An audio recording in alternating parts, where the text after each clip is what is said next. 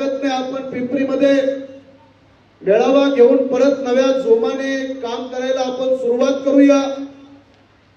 आणि आदरणीय अंजलीताई आंबेडकर यांच्या सूचनेनुसार, आदरणीय बाळासाहेबांसोबत झालेल्या चर्चेनुसार आजची 5 तारीख ठरली. बांधवांनो, आपल्याला मला सांगणं हे गरजेचं आहे, हे राजकारण आहे, वंचितांचं राजकारण आहे.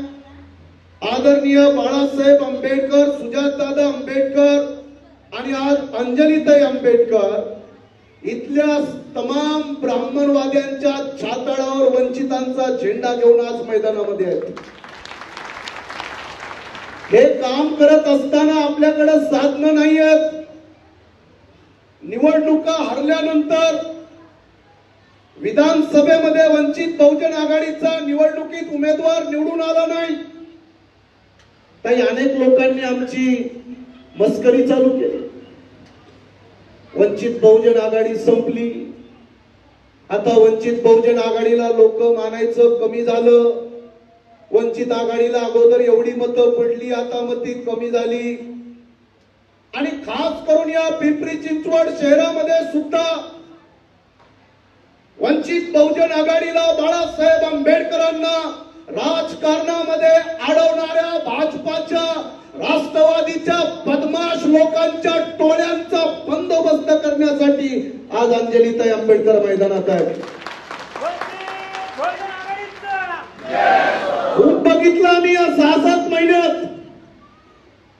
पिंपरी चिंचवड मधली वंचित संपली अशा प्रकारे मागच्या 6-7 महिन्यापासून फुले शाहू आंबेडकरांच्या विचारधारेचे विरोधक या शहरामध्ये हिंदुत्ववादाचा, जातीवादाचा महाराष्ट्रातला एक मोठा रानबोका बसलेला आहे.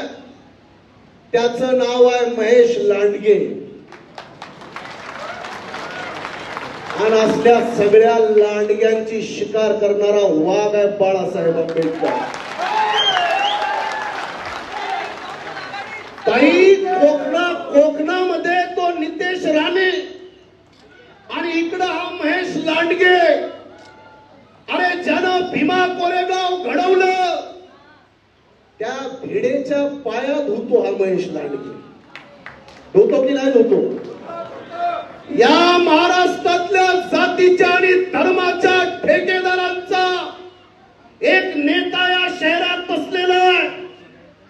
मी वंचित बहुजन आघाडीच्या वतीनं तुमच्या सगळ्यांच्या भरोशावर सांगतोय, येणाऱ्या महापालिकेमध्ये भारतीय जनता पार्टीचा सुपडा साफ करण्यासाठी वंचित बहुजन आघाडी मैदानामध्ये आहे.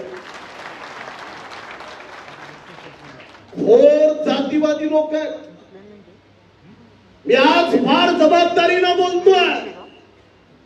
आदरणीय अंजलीताई या शहरामध्ये 2 वर्षापूर्वी बाळासाहेब आंबेडकरांच्या नेतृत्वात धम्ममेळावा झाला. आदरणीय भारतीय बौद्ध महासभेचे राधाकांत कांबळे साहेब आहेत, सुरवशे साहेब आहेत आणि वेगवेगळ्या सगळ्या संघटनांच्या माध्यमातून येचेच्या मैदानावर या पिंपरी चिंचवड शहरातली 2 लाखापेक्षा जास्त लोक जमली होती की नाही? हे या शहरातल्या बदमाशांना सांगा. 100, 200, 1000, 500 रुपये देऊन तुम्ही प्रत्येकाला तुमच्या खिशात घालू शकत नाही. इथं बसलेली हजारो लोक साक्षी आहेत की बाळासाहेब आंबेडकरांवर प्रेम करणारे लाखो लोक आज या पिंपरीमध्ये जिवंत आहेत, मेलेले नाहीत. पिंपरीतली आंबेडकर चळवळ, इथला राष्ट्रवादीचा आमदार, त्यांना वाटतं की यांना सगळ्यांना 1000, 2000, 5000 दिलं की खिशात घालता येईल. त्या आमदारालाही आमचं सांगणं आहे, तुमच्याकडे किती पैसा आहे तो महापालिकेच्या आखाड्यात आणा. बुटाच्या ठोकरानं आंबेडकरी चळवळ त्या पैशाला उडवणार का नाही? हात वर करून सांगा, नाही तर टाळ्या वाजवून. टाळ्या वाजवायच्या, पुन्हा बटन आहेत आपला एक कवी, खा कशाचंही मटण, दाबा कोणतंही बटन. काय देऊ नका. ताई कधी कधी वाईट वाटत. लोक स्वाभिमानी आहे, पण या स्वाभिमानी लोकांचे काही गुत्तेदार पिंपरीमध्ये आहेत. या सगळ्यांना रगडण्याची तयारी आहे की आहे का तयारी? तुम्ही फक्त तयारी करावं. तुम्ही माणसाचा गळा दाबायचं म्हणजे बटन दाबायचं. इथल्या भाजपच्या, राष्ट्रवादीच्या, सेनेच्या सगळ्या जातीवादी ब्राह्मणवाद्यांचा गळा दाबायचा असेल तर वंचित बहुजन आघाडी बाळासाहेब आंबेडकरांचं बटन दाबा. यांचा गळा दाबण्याचा बंदोबस्त बाळासाहेब आंबेडकर बरोबर करतात. मी अधिकच जास्त खोलात जाणार. आदरणीय ताई, आपल्या सगळ्यांच्या साक्षीने आदरणीय ताईंनी आपल्याला वचन दिलेलं आहे की मला जितका जमेल मी या पिंपरीसाठी वेळ देते. आणि ताईंच्या उपस्थितीमध्ये मी आदरणीय बाळासाहेब आंबेडकरांना विनंती केली की साहेब आपण पिंपरीला वेळ द्या. ऑगस्ट महिन्यामध्ये द्या, सप्टेंबर महिन्यामध्ये द्या. ताईने हजारो लोकांच्या साक्षीनं सांगतो की एवढा पाऊस जरी असला तरी वॉटरप्रूफ पेंडॉल टाकून बाळासाहेबांची लाखोची सभा या पिंपरी चिंचवड मध्ये आम्ही घ्यायला तयार आहोत का? बाळासाहेब आंबेडकर संघर्ष करो, अंजली ताई आंबेडकर संघर्ष करो. हा राजकारणाचा आखाडा आहे आणि या आखाड्यामध्ये दोन घ्यावे लागतात, द्यावे लागतात. नुसतं गोड गोड बोलून चालणार नाही. सगळ्यांशी मैत्री जपायची, सगळ्यांशी संबंध जपायचे. हा माझा मित्र असला पाहिजे, तो माझा मित्र असला पाहिजे, हे चालणार नाही. वंचित बहुजन आघाडीच्या वतीनं मी आपल्या सगळ्यांना हे सांगणं गरजेचं आहे. महाराष्ट्रातल्या पोलिसांना भाजपाच्या, शिवसेनेच्या पाठिंब्यावर पोलीस माजल्यासारखं वागत आहेत. पोलिसांनी कायदा सुव्यवस्था धाब्यावर ठेवलेली आहे. कुठं फिर्याद घ्यायला तयार नाहीत, आमचं म्हणणं ऐकायला तयार नाहीत. अरे एक वडार समाजाचा मुलगा बाबासाहेबांचा अपमान झाला म्हणून परभणीत रस्त्यावर उतरला. त्या मुलाला पोलिसांनी बेदम मारलं. 18 ते 20 पोलीस त्याला 3 दिवस मारत होते. त्या मुलाच्या शरीराचा एक ना एक पार्ट मोडला. तुम्हाला ही केस माहित नाही. बरेच लोक बाळासाहेबांचे फोटो बघतात, पण आमचं भाग्य आहे या केसच्या हेअरिंगला साहेबांसोबत सहकारी म्हणून मी औरंगाबादच्या कोर्टमध्ये होतो. त्या दिवशी आम्हाला कळाला ज्ञानाचा दरारा काय असतो. नॉलेज. बाळासाहेब आंबेडकर जेव्हा उभे होतात, बाळासाहेब आंबेडकरांनी मुंबई उच्च न्यायालयाच्या औरंगाबाद खंडपीठामध्ये या बदमाश पोलिसांनी काय केलं होतं माहित तरी आहे महाराष्ट्राला? अरे औरंगाबादच्या मेडिकल कॉलेजनं रिपोर्ट दिला पोस्टमॉर्टमचा की सोमनाथ सूर्यवंशी पोलिसाच्या मारहाणीत मेला. आणि महाराष्ट्राचा निर्लज्ज मुख्यमंत्री देवेंद्र फडणवीस म्हणतो तो हृदयविकारानं वारला. मेडिकल रिपोर्ट सांगतो, डॉक्टरचे पोस्टमॉर्टम रिपोर्ट सांगतात. यांचं समाधान झालं नाही. या लोकांनी औरंगाबादचा रिपोर्ट मुंबईच्या जे हॉस्पिटलला पाठवला. परत ती बघा, औरंगाबादचा रिपोर्ट मुंबईच्या जे हॉस्पिटलला पाठवला आणि जे हॉस्पिटलनं रिपोर्ट परत खोटा बनवला की तो मारहाणीत मेला नाही, तो हृदयविकारानं श्वसन आजारानं गेला. मुंबईच्या जे हॉस्पिटल कडून यांनी बदलून आणला रिपोर्ट. आपल्या समाजाला माहित नाही. 10 मिनिटं 15 मिनिटं कोणीतरी येतात, त्या पीडित लोकांसोबत फोटो काढतात, कुठंतरी कलेक्टरला, एसपीला निवेदन देतात. एवढ्यावर न्याय मिळतो का? ज्या घोरबांड नावाच्या अधिकाऱ्यानं मारलं, ज्या तुरकर नावाच्या अधिकाऱ्यानं मारलं, आज तुम्हा सगळ्यांना मी विनंती करतोय, कुणीही त्यांची दखल घ्यायला तयार नव्हतं. एकही पोलीस अजून डिसमिस झालेला नाही, एकाही पोलिसावर साधा गुन्हा दाखल झालेला नाही. काल बाळासाहेब आंबेडकरांनी सगळं हायकोर्ट हलवलं. आता या सगळ्या हरामखोरांवर गुन्हे दाखल होतील. बाळासाहेब आंबेडकरांनी दाखवून दिलाय पोलिसांनो, तो एसपी असेल, पीआय असेल, पीएसआय असेल, डीवायएसपी असेल, जर तुम्ही कायदा हातात घेतला आणि तुम्ही जर विनाकारण कुठल्या लोकांना असं मारहाण करत असाल तर तुम्हाला सुद्धा जेलमध्ये टांबणारी ताकद आहे प्रकाश आंबेडकर. त्यामुळे बाळासाहेबांचं अतिशय मोठं काम चालू आहे. कृपया कुठल्याही स्टंटबाज लोकांना भुलू नका. ते राहुल गांधी सुद्धा गेले होते परभणीमध्ये, निळं टी शर्ट घालून फोटो काढले, गेले निघून.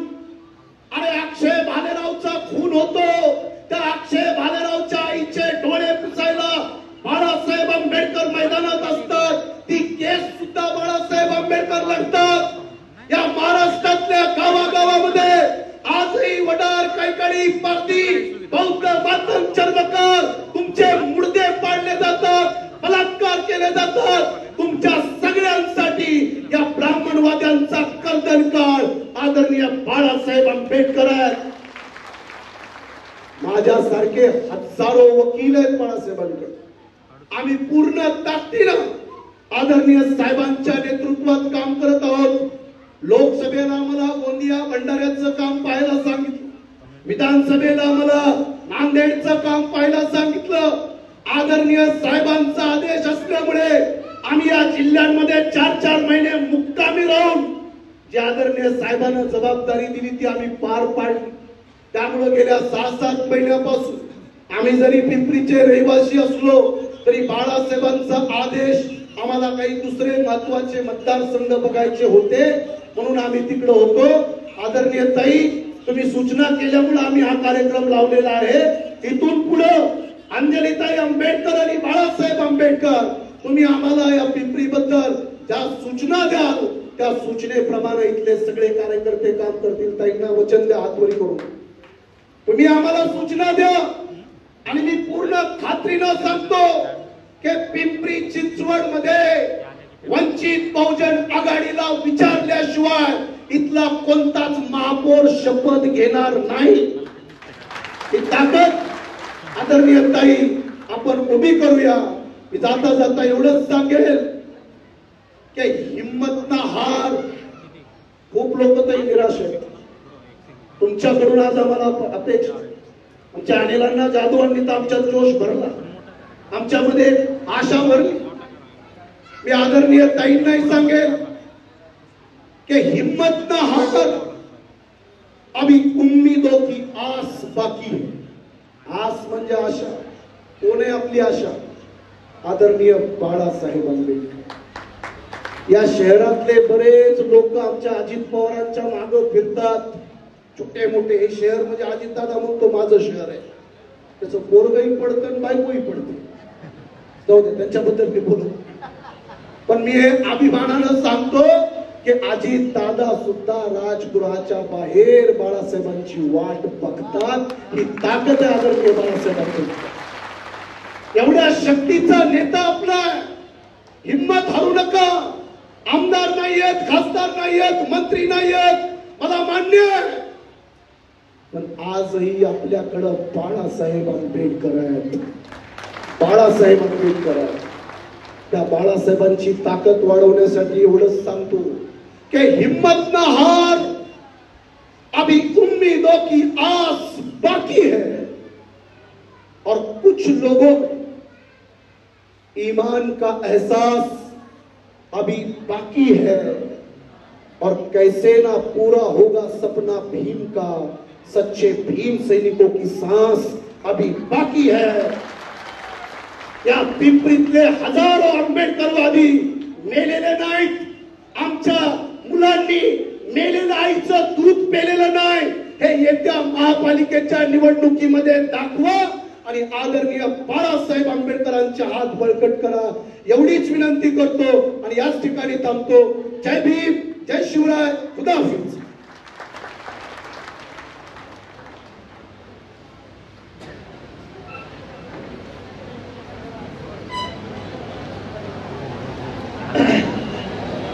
बंधूंनो आणि भगिनींनो,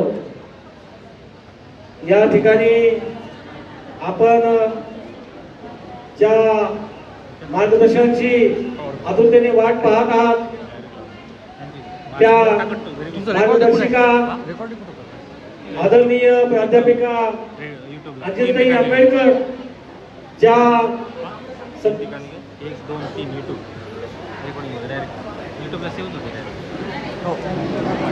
तत्पूर्वी या ठिकाणी एक प्रवेश होत आहे.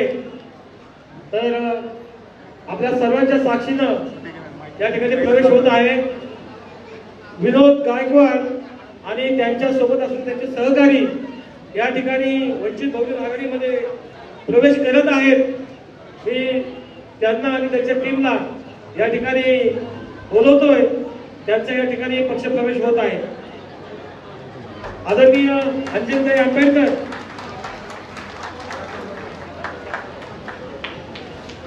हा जो पक्षप्रवेश आहे तो आता एक डेमो आहे. यानंतर हजारोच्या संख्येमध्ये या ठिकाणी पक्षप्रवेश होणार आहेत असं या ठिकाणी विनोद गायकवाड यांनी जाहीर केलेलं आहे.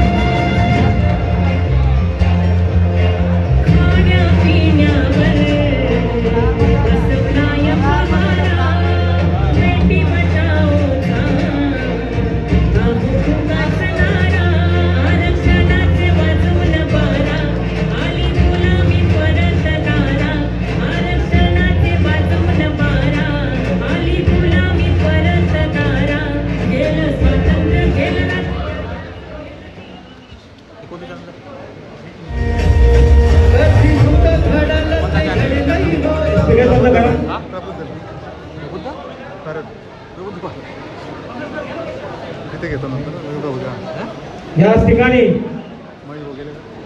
आपला 90% कार्यक्रम झालेला आहे.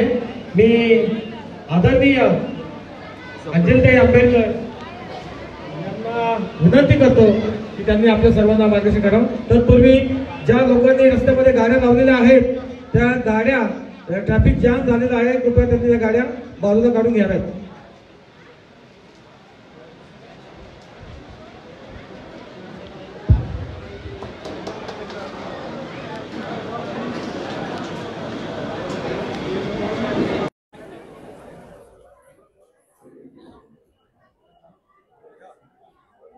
समतेची मूल्य आपल्यामध्ये रुजवणाऱ्या आणि तसंच विषमतेला कायमच विरोध करण्याची एक शिकवण आपल्याला देणाऱ्या सर्व महामानवांच्या विचारांना माझं अभिवादन.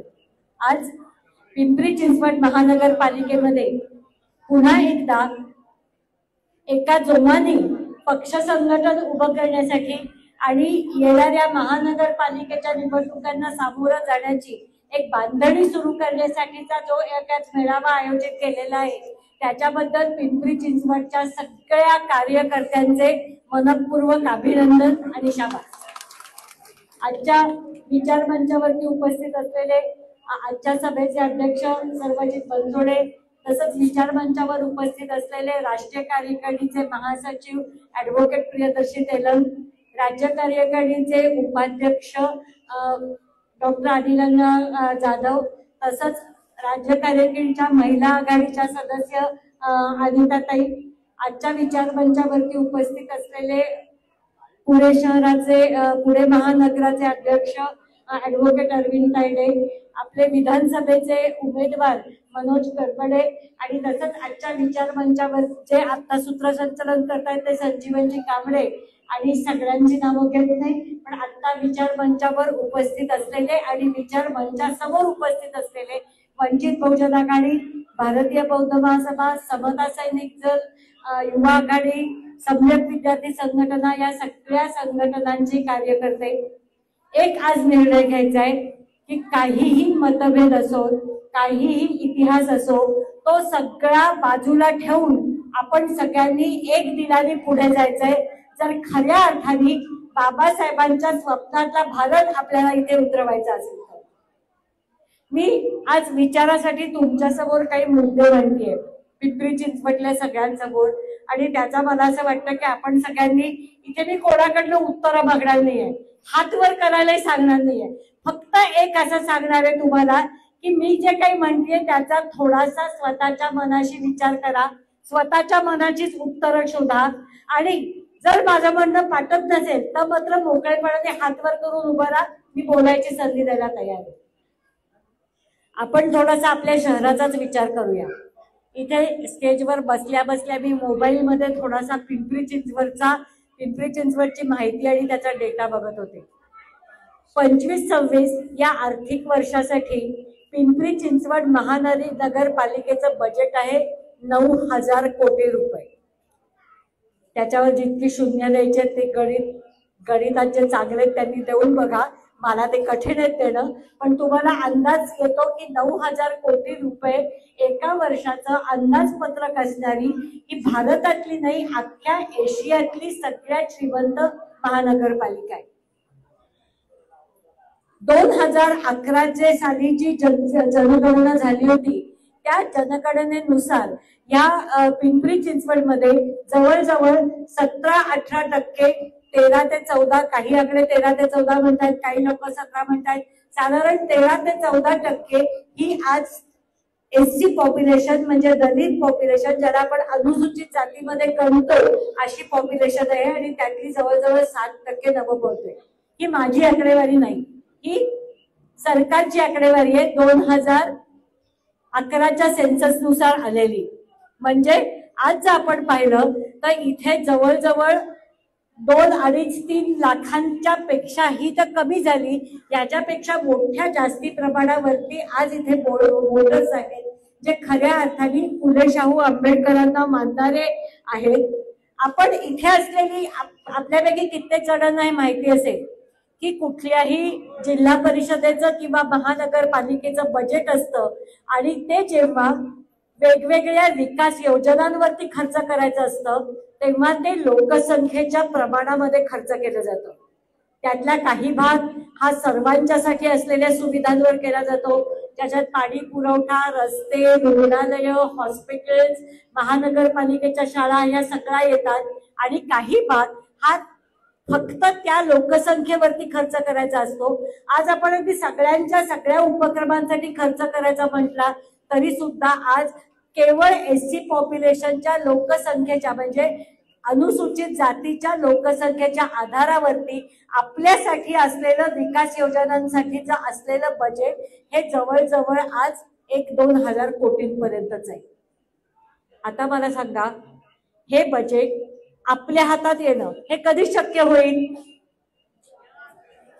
जेव्हा त्या महानगरपालिकेमध्ये किमान एक 10-12 आपले नगरसेवक असतील, त्याच वेळेला या पैशावरती, या बजेटवरती हा पैसे कुठे खर्च करायचे याच्यावरती आपल्याला हक्क सांगता येतो. मी इथपर्यंत जे बोलते ते कळलंय सगळ्यांना? पटलंय? कोणी इथे हे मुद्दे न पटलेले? मग हेच जर आपले नगरसेवक तुम्ही आज भाजपच्या, एनसीपीच्या, काँग्रेसच्या तिकिटावर निवडून देणार असलात तर हे पैसे आमच्यासाठी खर्च करा म्हणण्याचा काय अधिकार राहतो? मग आपण काय करतो? आपण बाबासाहेबांना मानतो, बाबासाहेबांच्या पलीकडे आपण जात नाही. बाबासाहेबांच्या बद्दलची प्रचंड भक्ती, प्रचंड आदर आपल्या मनामध्ये आहे, पण त्यांनी मांडलेल्या विचारांना खरंच आपण स्वीकारलंय का? आज जेव्हा बाबासाहेबांनी राज्यघटनेमध्ये एका माणसाला एक मत हे जेव्हा दिलं, तेव्हा तुम्ही पिंपरी चिंचवड मधला कुठलाही प्रभाग, माझा पिंपरी चिंचवडच्या प्रभागांचा अभ्यास कमी आहे, तरी सुद्धा मी तुम्हाला सांगते की पिंपरी चिंचवड मधला कुठलाही प्रभाग घ्या, त्या प्रभागामध्ये सगळे बौद्धेतर दलित, तिथले बाकीचे वंचित समूह हे जर सगळे एकत्र केले तर बेरीज कोणाची जास्ती होणार आहे? इथल्या धनदांड्यांची होणार आहे, प्रस्थापित जातींची होणार आहे का आपली होणार आहे? मग आपली मतं कुठे जातात? आता ह्याचं उत्तर तुम्ही द्यायचंय. आज मनोज गरबडे इथे बसलेले आहे. बाबासाहेबांचा अपमान केला म्हणून त्यांनी मंत्र्यांवरती शाई फेकण्याचं धाडस दाखवलेलं होतं आणि सगळ्या बौद्धांनी एकत्र बसून एक मुखाने पिंपरी चिंचवड मध्ये आम्हाला मनोज गरबडे उमेदवार हवे ते सांगितलं होतं. बरोबर आहे? भारतीय बौद्ध महासभेचे पदाधिकारी भारतीय बौद्ध महासभेने दिलेले उमेदवार होते. बरोबर आहे? तुम्ही सगळ्यांनी एक मुखाने मागणी केली होती. पिंपरीमध्ये किती बौद्ध मतदार असतील? मी बाकी ते सोडूनच देते. पिंपरीमध्ये किती बौद्ध मतदार असतील विधानसभा मतदारसंघात? 40,000 50,000 साधारण. मनोज बरोबर आहे? आणि मनोज गरबडेंना मतं किती मिळाली? 8,000. मग बाकीची 32,000 मतं गेली कुठे? म्हणजे बाबासाहेबांचा अपमान केला म्हणून मंत्र्यावरती शाई फेकणाऱ्या तरुणाला आपण डोक्यावरती घ्यायचं आणि इलेक्शन आलं की त्याला पाडायचं. हे कसलं आपला राजकीय विचार आहेत मला कळत नाही. बाबासाहेबांनी आपल्याला आपली मतं एक गठ्ठा राहिली तर आपले उमेदवार निवडून पाठवण्याची ताकद दिलेली असताना, त्या 1,000 कोटीवरती आपला अधिकार असताना आपण काय करतो? आपल्या मतांनी एनसीपीच्या कुठल्या तरी धनदांड्याला निवडून देतो आणि मग त्यांच्या दारामध्ये पुढची 5 वर्ष खेटे घालतो. आमच्या विहाराच्या समोर पेवर्स ब्लॉक बसवा, आमच्या विहाराला विद्युतीकरण द्या, आमच्या विहारामध्ये माईक सिस्टीम बसवून द्या किंवा आमच्या विहारालाच पैसे द्या.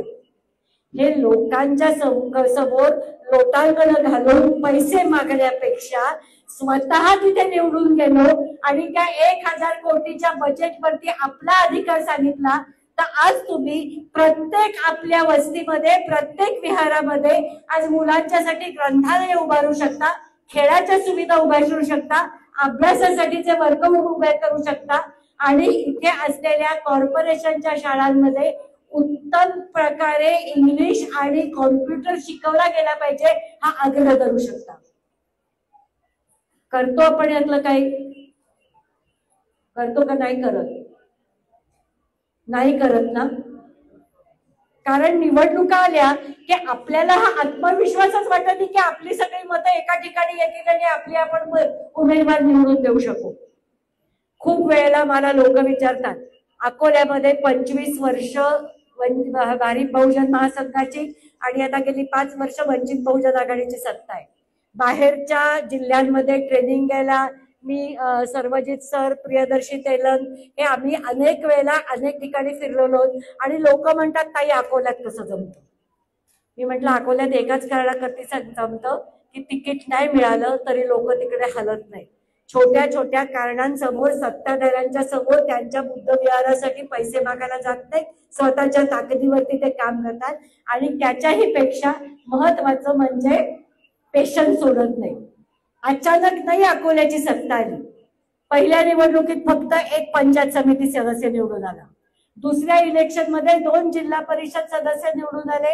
एका पंचायती समितीमध्ये आपला सभापती झाला. तिसऱ्यापासून संख्या वाढत वाढत हळूहळू ती 22-23 पर्यंत पोहोचली. तरीही पूर्ण बहुमत मिळत नाही, पण सगळ्यात मोठा पक्ष म्हणून आपण जिल्हा परिषदेमध्ये निवडून येतो. आज इथे ओळख करून देताना मला अनेकांनी सांगितलं की मी अकोल्याची. मला माहिती आहे की पिंपरी चिंचवडली निम्मी आंबेडकरी जनता ही महाराष्ट्राच्या विविध कानाकोपऱ्यातून आलेली आहे आणि ती बहुसंख्य विदर्भ आणि मराठवाड्यात आलेली आहे. तिथे ज्या लोकांनी अतिशय जिवंतपणे समरसून आंबेडकरी चळवळ जिवंत ठेवली. आणि त्याचं उत्तम उदाहरण म्हणजे आता सोमनाथ सूर्यवंशींच्या प्रकरणामध्ये चालू असलेला सगळा लढा. परभणीमध्ये घटनेचा अवमान झाला म्हणून लोकांनी मोर्चा काढला, परभणीचा बंद पुकारला, त्याच्यामध्ये अतिशय अमानुषपणे मारहाण झाली, कोंबडिंग ऑपरेशन झालं, घराघरातनं बाहेर ओढून लोकांना मारलं गेलं आणि त्याच्यामध्ये वडार समाजाच्या असलेल्या एका सोमनाथ सूर्यवंशीची हत्या झाली.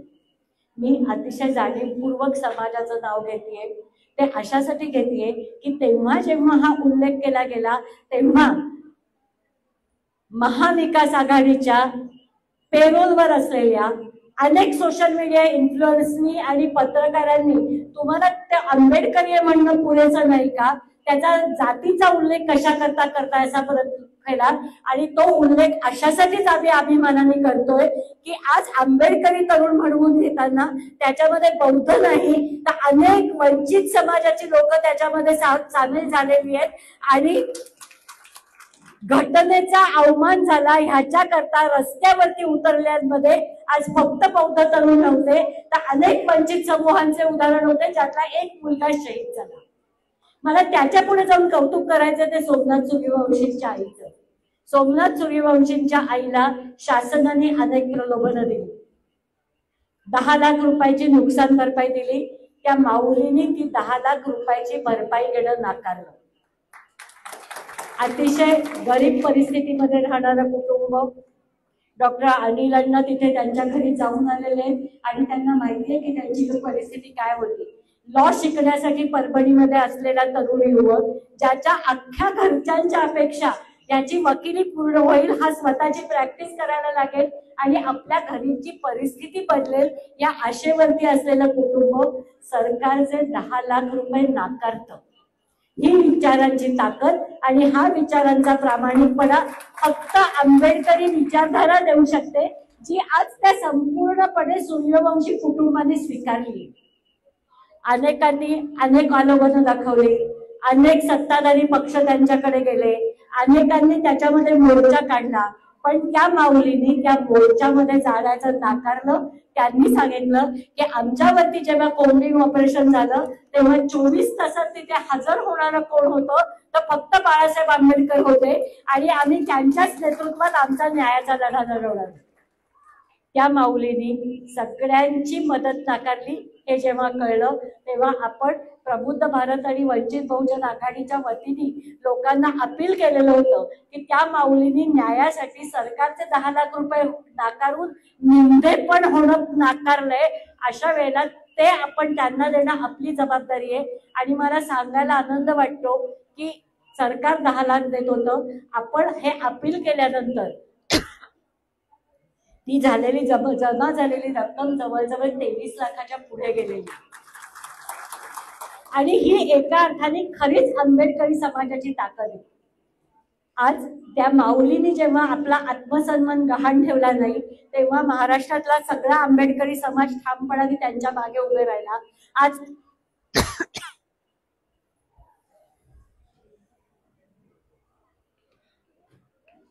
आपण आपला आत्मसन्मान बाजूला ठेवला नाही तर इथे आपल्या ताकदीने आपला निधी कंट्रोल करण्याच्या आणि पिंपरी चिंचवड महानगरपालिकेमध्ये वंचित बहुजन आघाडी ही ताकद आहे हे दाखवून देण्याचा एक नवा मार्ग आपण दाखवून देणार आहोत.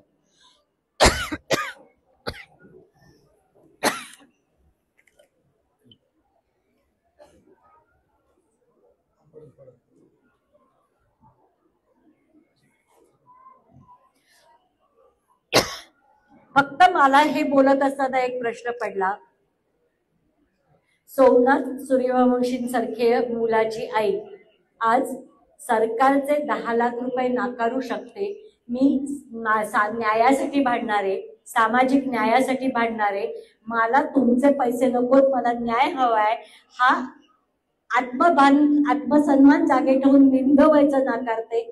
मग आपण छोट्या छोट्या गोष्टींकडे इथल्या प्रस्थापित समाजाच्या सत्ताधाऱ्यांकडे लोटांकडे का करतो. आणि मी जे तुम्हाला म्हणतेय की मला उत्तर नकोय, मला हातवर नकोय, फक्त घरी जाऊन हा प्रत्येकाने स्वतःला प्रश्न विचारायचा आहे. आणि आपण जिथे बोलतो, गप्पा मारतो, आपल्याला आपापल्या विहारामध्ये वंदनेसाठी बोलतो, तिथे हा प्रश्न विचारायचा आहे की जी आत्मसन्मान सोमनाथ सूर्यवंशीच्या आईने राखला, जे मिंदेपण त्यांनी नाकारलं, ते मिंदेपण आम्ही का नाकारू शकत नाही, हा प्रश्न आपण सगळ्यांनी विचारायचा आहे. आणि ज्या दिवशी या प्रश्नाचं आपल्याला उत्तर सापडेल तेव्हा आपण खऱ्या अर्थाने सत्ताधारी समाज होण्याकडे वाटचाल करणार आहोत. मी थोडस कडवड बोलतीये, कोणाच्या मनाला लागलं तर माफ करा. बाबासाहेबांनी दिलेला इथला शासक वर्ग बना, याचा अर्थ आपण खूप मर्यादित पद्धतीने सरकारी नोकऱ्यांमध्ये जा आणि अधिकाराच्या जागा मिळवा एवढ्यापुरती मर्यादित घेतला. बाबासाहेबांचा अर्थ होता तुमच्या हातामध्ये मी मतांची ताकद दिलीये, तुमच्या हातामध्ये मी मतदानाची ताकद दिलीये. तुम्ही इथले अल्पसंख्याक नाही तर इथले वंचित समूह, इथले बहुसंख्याक आहात. मी तुम्हाला डायरेक्ट राजकीय सत्तेपर्यंत पोहोचण्याची ताकद दिली आहे. आणि आपण मात्र सरकारी नोकऱ्या कवटाळून बसण्यापुरती मर्यादित ठेवलंय. हे कुठेतरी आता बनायला पाहिजे. आणि स्थानिक स्वराज्य संस्था असतील, विधानसभा असतील, लोकसभा असतील, तिथली राजकीय सत्तेकडे जाण्याच्या वाटचाल आपल्याला आपण करायला पाहिजे. मला काही गोष्टी थोड्याशा अजून एक दोन सांगायच्या होत्या आणि त्या माझ्याकडनं तुम्हाला असलेलं छोटस आश्वासन आहे असं पाहिजे तर सांगा. सगळ्यांनी खूपदा म्हटलं की ताईंना खूप आग्रह केल्यावर त्यांनी आम्हाला वेळ दिली. मी आत्ता वेळ पूर्वी दिली नसेल तर त्याच्याबद्दल जाहीर सॉरी. पण ह्याच्या पुढे मी असं सांगते, आज पिंपरी चिंचवडमध्ये राज्य कार्यकारिणीतले 2 उपाध्यक्ष पिंपरी चिंचवडमध्ये राहतात, डॉक्टर अनिल पाटील आणि सर्वजित बनसोडे. महिला आघाडीच्या राज्य कार्यकारिणीच्या सदस्य आदिताताई इथे राहतात. त्या तिघांनाही मी सांगतेय, पिंपरी चिंचवड ताब्यात घ्या, बांधायला सुरुवात करा. मला शक्ती प्रदर्शन करण्याची गरज नाहीये, मला इतकी लोक सभेला आली याची गरज नाहीये. मी कायम म्हणते की मी नेती नाहीये, मी कार्यकर्ती आहे. प्रभाग निवडा, कुठल्या प्रभागामध्ये आपल्याला ताकद लावणं शक्य याचा विचार करा. आणि त्या प्रभागामध्ये प्रभागातल्या छोट्या छोट्या बैठका जरी लावायच्या असतील आणि मी येण्याने तुमच्या बांधणीला मदत होणार आहे तुम्हाला वाटत असेल तर मी यायला तयार आहे. हे माझ्याकडनं दिलेला शब्द आहे. फक्त माझ्या जरा पुण्यात असण्याच्या तारखा बघून एवढीच बारकीशी अट आहे.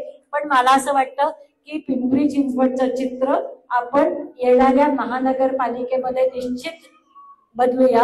आणि पिंपरी चिंचवड हे जसं औद्योगिक शहर म्हणून ओळखलं जातं, सगळ्यात श्रीमंत महानगरपालिका म्हणून ओळखलं जातं, तसंच ते स्वाभिमानी वंचितांच्या राजकारणाची चळवळ म्हणून आणि स्थान म्हणून सुद्धा ओळखलं जाईल.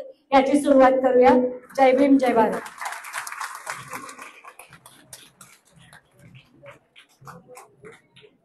धन्यवाद ताई. आपण आपल्याला